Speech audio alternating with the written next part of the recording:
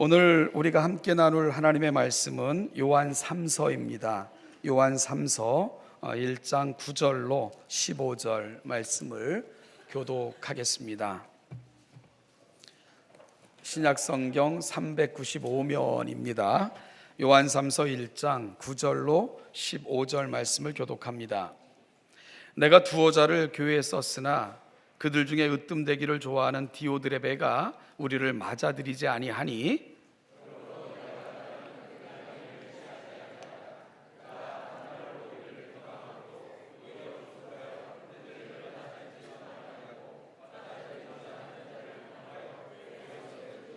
사랑하는 자여, 악한 것을 본받지 말고 선한 것을 본받으라. 선을 행하는 자는 하나님께 속하고 악을 행하는 자는 하나님을 배웁지 못하였느니라.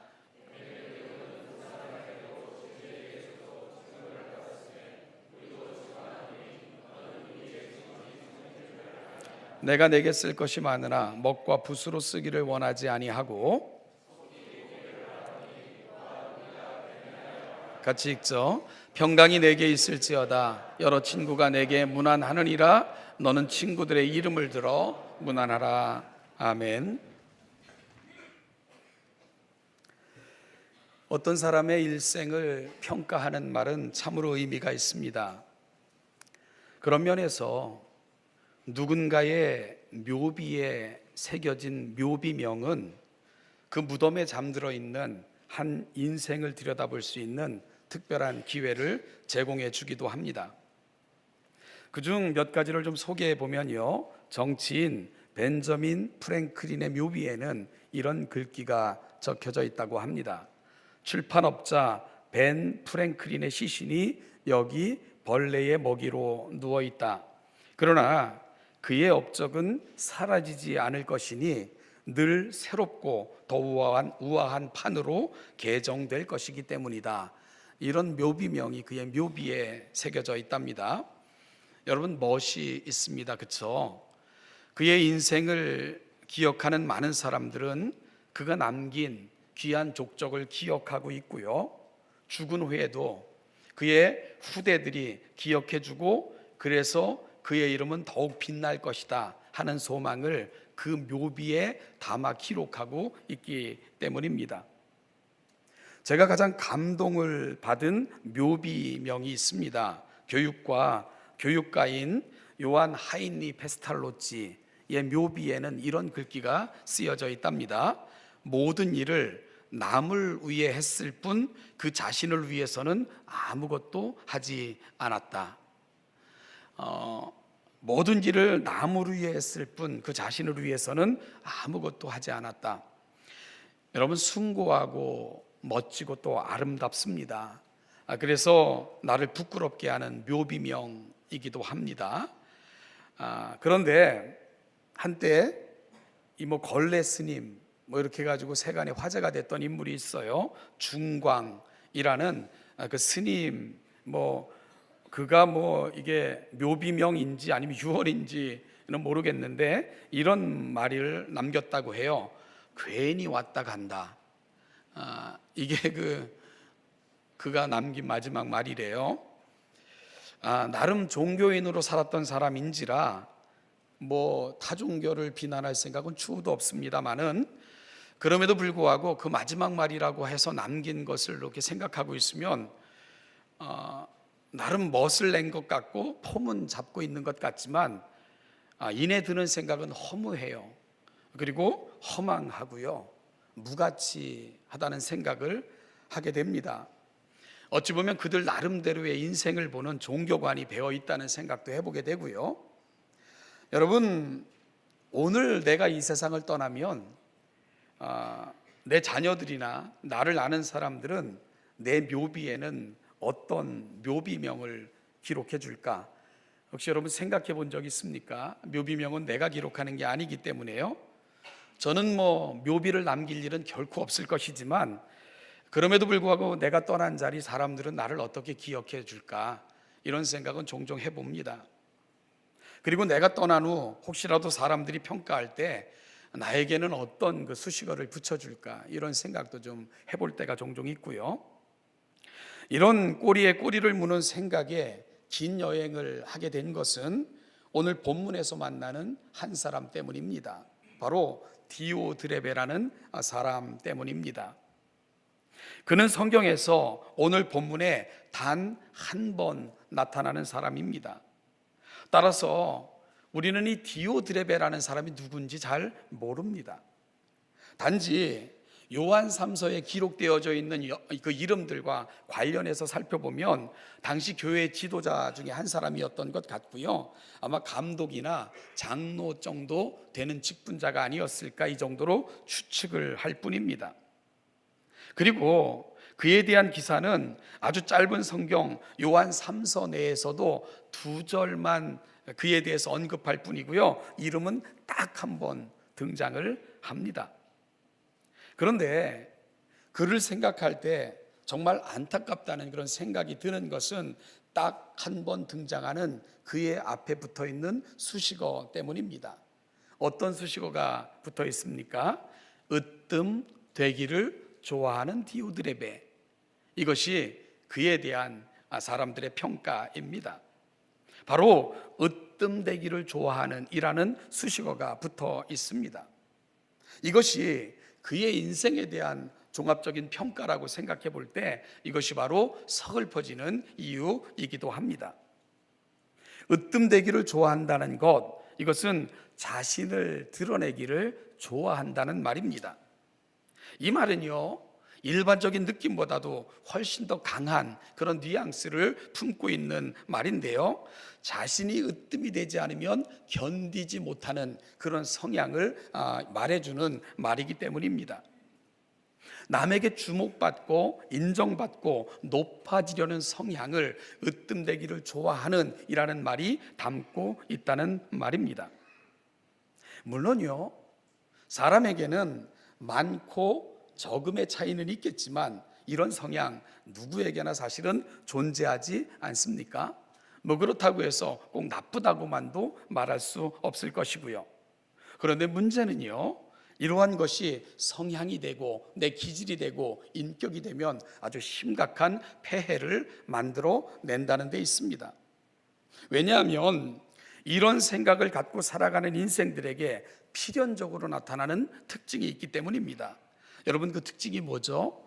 10절을 보시면 디오드레베가 했던 일들이 입에서 입을 통해 사도에게까지 전달이 됐는데요, 사도는 전에 들은 바를 기초하여 이런 평가를 내리고 있습니다. 그가 악한 말로 우리를 비방하고도 오히려 부족하여 형제들을 맞아들이지도 아니하고 맞아들이고자 하는 자를 금하여 교회에서 내쫓는도다.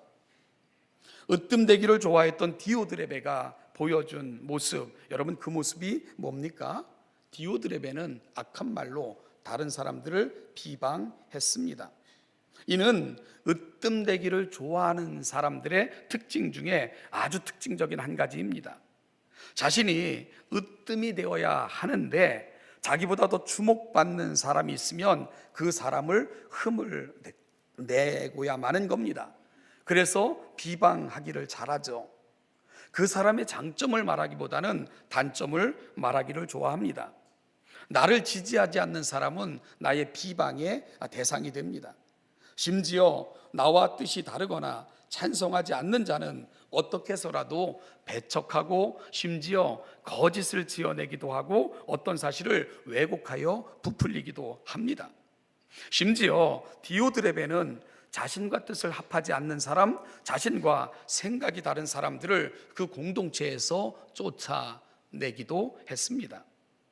결국 으뜸되기를 좋아했던 디오드레베와 같은 이런 사람들을 통해 보게 되는 안타까움이 무엇입니까? 그로 인하여 주변이 다치고 건강한 공동체는 사라지게 되는 거예요.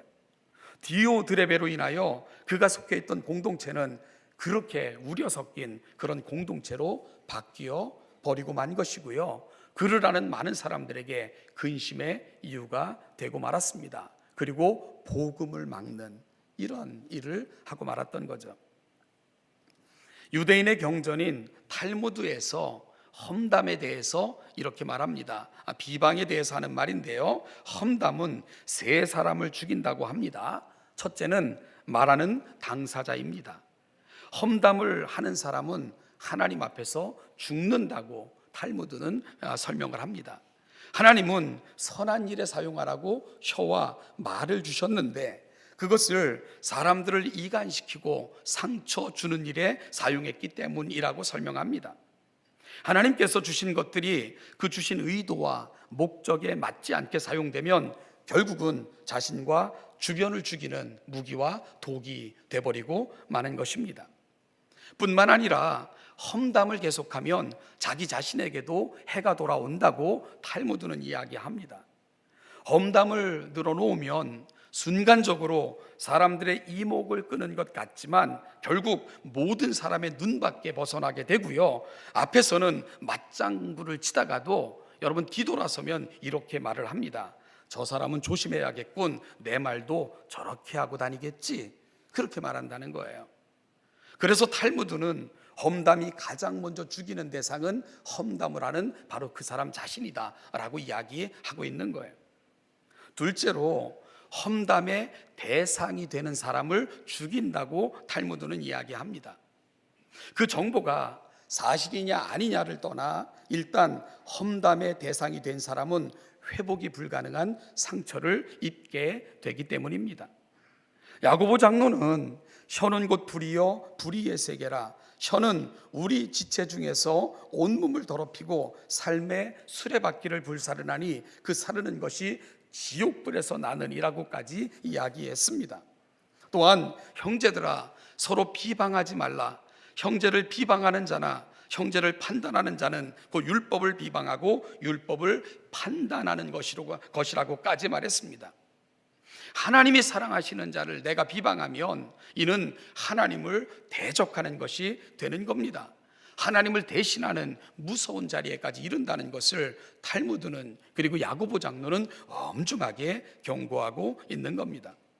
셋째로 험담이 죽이는 것은 듣는 사람을 죽인다는 겁니다. 탈무드는 험담을 하는 사람들보다도 듣는 사람이 더 나쁘다고까지 이야기를 합니다. 여러분, 험담이라고 이야기하면 해당되는 세 당사자가 있어요. 험담하는 자, 그리고 그 험담에 오르내리는 대상, 그리고 듣는 자. 그런데 탈무드는 이 세 사람 중에 가장 나쁜 사람은 듣고 있는 자라고 이야기를 합니다. 말하는 사람 말할 거 없어요. 이미 험담하기로 마음에 작정했기 때문에 그거 어떻게 말리겠어요. 하나님께서 심판하시겠죠. 그런데요, 또한 두 번째 대상인 그 험담의 대상, 이 사람은 그 상황에 대해서 아무런 대처 능력이 없는 거잖아요. 없을 때 험담은 다 이루어지니까요. 그렇다면 그 키를 쥐고 있는 사람이 누구냐? 듣는 사람이 쥐고 있다는 것입니다. 여러분, 듣는 사람의 역할이 뭡니까? 험담을 그치게 해줘야 된다는 거예요. 험담을 못하게 해야 된다는 겁니다. 험담하는 사람에 대해서 조심스럽게 경고해 주어야 된다는 겁니다. 따라서 험담을 막을 수 있는 유일한 사람은 바로 듣는 자라고 탈무드는 이야기하면서, 그래서 험담이 오고 가는 세상에서 가장 나쁜 사람은 험담을 듣고 있는 자다, 이렇게까지 이야기를 하는 겁니다. 하는 사람 악한데 어떻게 말리겠어요? 그런데 듣는 사람의 역할이 그래서 너무너무 중요한 거다, 탈무드는 그렇게까지 이야기를 합니다. 사랑하는 여러분, 주변에 남을 험담하고 비방하는 것을 일삼는 습관화된 그런 사람이 있다면 그것을 듣고 있는 나 때문이라는 것을 우리가 꼭 기억할 필요가 있습니다. 디오드레베는 형제를 악한 말로 험담하고 비방함으로 자신도 죽이고 험담을 받는 사람도 좋지 않는 이미지를 갖게 만들어 놓았고요, 듣는 사람의 마음까지 악한 마음이 생기게 했고 동참하게 하는 이런 죄를 짓고 만 것입니다. 그리고 이와 같은 악독은 번식력이 매우 뛰어납니다. 디오드레베는 바로 그런 자였습니다. 으뜸되기를 좋아하는 권세욕이 많은 자의 특징, 디오드레베는 너무나도 잘 보여주고 있는 것이지요. 오늘 우리는 한 주의 마지막 주 예배를 오늘 드리고 있습니다. 내일이면 또 올 한 해의 마지막 날이기도 합니다. 오늘 우리는 디오드레베를 묵상하고 있습니다. 디오드레베, 그 무서운 이름이 오늘 나의 모습은 아닌지 여러분 깊이 좀 돌아볼 필요가 있을 것입니다. 우리는 누군가에게 율법인가 복음인가 다시 한번 깊이 묻는 가운데 여러분 정죄하며 그리고 죽음으로 몰아가는 그런 역할 속으로 주어진 율법이 아니라 그러한 자들을 살리고 하나님 앞에 세워주는 복음의 역사를 충실히 감당하는 저와 여러분 우리 신원예담교회가 될 수 있기를 주님의 이름으로 간절히 축복합니다. 그러면 이 한 해의 끝에서 우리가 사모해야 하는 것들은 어떤 모습일까요?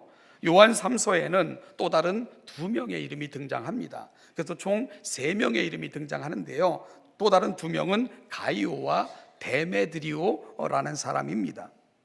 가이오에 대해서는 우리가 앞서 살핀 것처럼 이렇게 소개되고 있습니다. 3절을 보시면 형제들이 와서 네게 있는 진리를 증언하되 네가 진리 안에서 행한다니 내가 심히 기뻐하노라. 또한 6절에서 또다시 그에 대한 언급을 읽을 수가 있습니다. 그들이 교회 앞에서 너의 사랑을 증언하였느니라. 여러분, 이것이 바로 가이오에 대해서 오늘 사도 요한이 들은 바를 근거하여 내리고 있는 평가입니다. 그러면서 12절로 가면 우리는 또 한 사람을 만나게 됩니다. 바로 데메드리오라는 인물입니다. 그에 대해서는 이렇게 평가합니다. 무사람에게도 진리에게서도 증거를 받았음에 우리도 증언한다. 이것이 데메드리오에 대한 들은 바를 근거로 한 사도 요한의 평가입니다.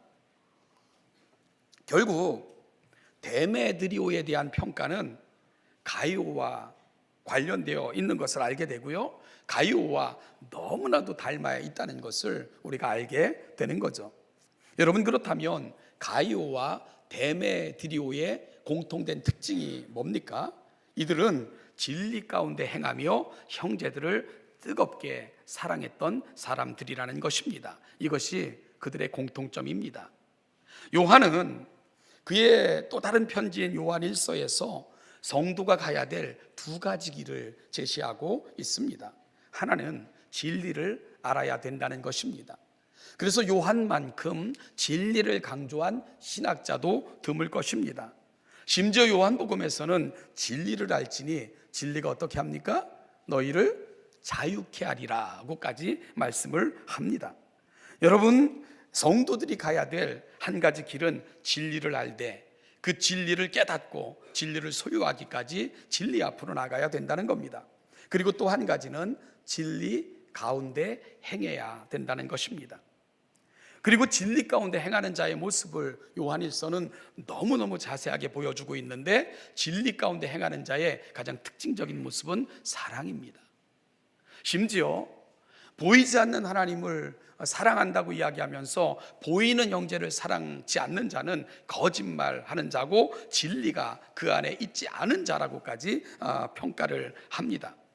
여러분, 진리 가운데 행하는 자의 가장 큰 특징, 형제를 사랑하는 것입니다. 어떻게 사랑합니까? 뜨겁게 피차 사랑함에 이르게 됩니다. 이것이 진리 가운데 행하는 자들의 아주 특징적인 모습입니다. 이것이 성도가 요청받고 있고요, 그리고 가야 되는 2가지 길입니다. 이런 관점에서 볼 때 가이오와 데메드리오는 신앙인이 가야 될 그 아름다운 길을 걷고 있었던 진실한 신앙인이었던 것을 우리가 확인받게 되는 것입니다. 이들은 하나님의 말씀을 뜨겁게 사랑했습니다. 여러분, 그 진리를 너무너무 사랑했습니다. 그래서 이들은 진리에게서 증거를 받는다고 평가받고 있습니다.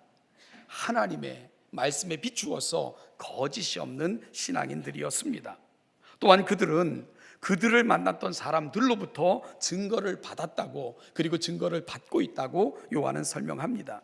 순회 전도를 마치고 돌아온 이들은 한결같이 이들의 아름다운 덕을 칭찬했습니다. 돌아온 사람들은 그들의 섬김과 사랑에 대해서 이야기했습니다. 그들은 비록 처음 보는 사람들이었지만 복음을 위해 힘쓰고 애쓰는 자들을 정성스럽게 영접했고 필요한 것들을 공급해줬고 힘써 그들의 동역자가 되어 주었습니다. 이 은혜를 받은 사람들이 사도 요한에게 돌아와서는 많은 교회 앞에서 가이오와 데메드리오의 이름을 높이며 그들을 칭송했고, 그들은 우리의 귀한 복음의 동역자들이라고 그렇게 소개를 했던 것입니다. 감사하여 그 마음을 담아 사도 요한은 그들에게 이 편지를 쓰고 있는 거죠. 그래서 이들을 가리켜 사도 요한은 진리를 위하여 함께 일하는 동역자들이라고 표현하고 있는 것입니다. 이들을 통해 많은 사람들이 위로를 경험했습니다. 복음이 힘있게 증거될 수 있는 아름다운 디딤돌이 되어 주었습니다. 그렇게 그들의 이름은 하나님의 나라의 아름다운 이름이 되었고요, 하나님의 귀한 동역자들이 되었던 것입니다. 저와 여러분들은 요한 3서를 통해 두 종류의 인생들을 살펴보았습니다. 한 부류는 디오드레베와 같은 유의 인생입니다. 이들은 스스로 높아지고 으뜸이 되고자 하는 인생이었습니다. 자신이 높아지고 존귀해지기 위해 험담과 비방으로 자기만의 성을 쌓았던 인물 디오드레베와 그에 속해 있었던 사람들의 모습입니다. 반면에 또 다른 한 부류는 가이오와 데메드리오와 같은 부류의 사람들입니다. 이들은 그리스도를 너무나도 닮아 있는 사람들이었습니다. 주님께서 이 땅에 오셔서 하나님 되심과 주님께서 이 땅에 오셔서 하나님 되심을 어떻게 우리에게 보여주셨습니까? 여러분, 낮아짐과 섬김과 희생을 통해서 우리 주님은 하나님 되심을 친히 보여주셨습니다. 그와 마찬가지로 가이오와 디오드레베는 주님의 말씀을 사랑했고요, 그 말씀에 순종했으며 그 주님의 모범을 따라 살아감으로 하나님 나라의 귀한 동역자가 될 수 있었고, 가이오와 데메드리오를 통해 사람들은 또 다른 예수를 볼 수 있게 된 것입니다. 여러분, 이제 결론적으로 요한은 저와 여러분들에게 이렇게 도전하고 있습니다. 여러분들은 어떤 종류의 인생들이십니까? 그리고 오늘 이 아침 저와 여러분들에게 또 한 가지를 질문한다고 생각합니다. 여러분들은 어느 길로 가시겠습니까? 이런 질문 말이지요. 이제 그는 오늘 우리가 가야 될 인생의 답을 이렇게 주고 있습니다. 같이 11절 말씀을 한번 읽어 보겠습니다. 같이 읽겠습니다. 시작. 사랑하는 자여,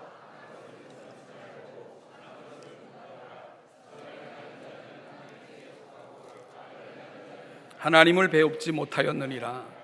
여러분, 이 결론이 우리가 품고 가야 될 2018년에 우리 마음의 소원이 되기를 바라고요, 새로운 한 해를 다짐하는 우리의 결단이 될 수 있기를 간절히 축복합니다.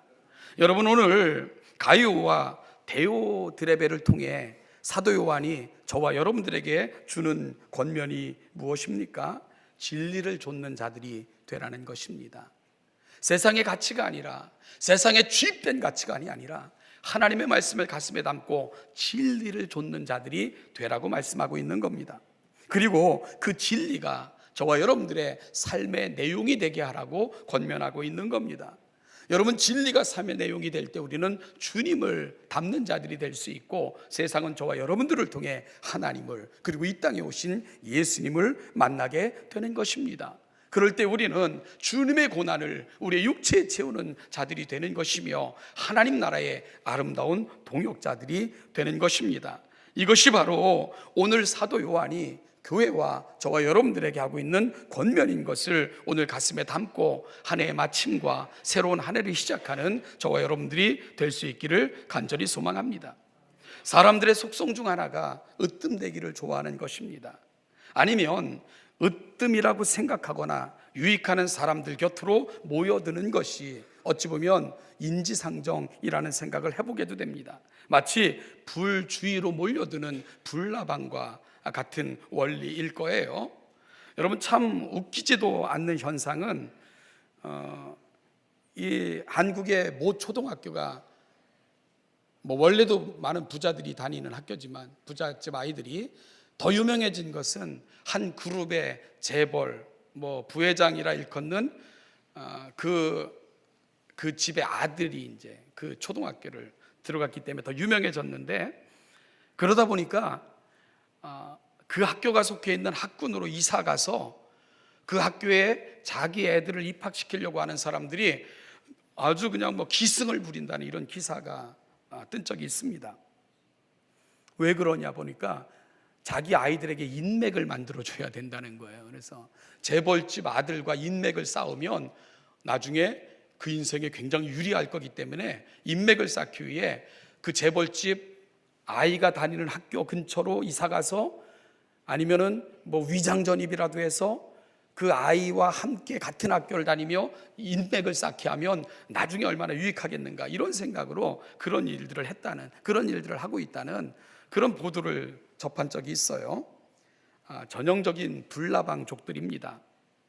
여러분, 이런 현상이 지극히 세속적인 것이면 참 좋겠는데, 그래서 참 안타까운 인생들이다, 우리가 이야기했으면 좋겠는데, 문제는 교회도 여기서 낫지가 않다는 거예요. 강남의 모 교회는 고위급 정치인들이 그렇게 많이 출석을 한대요.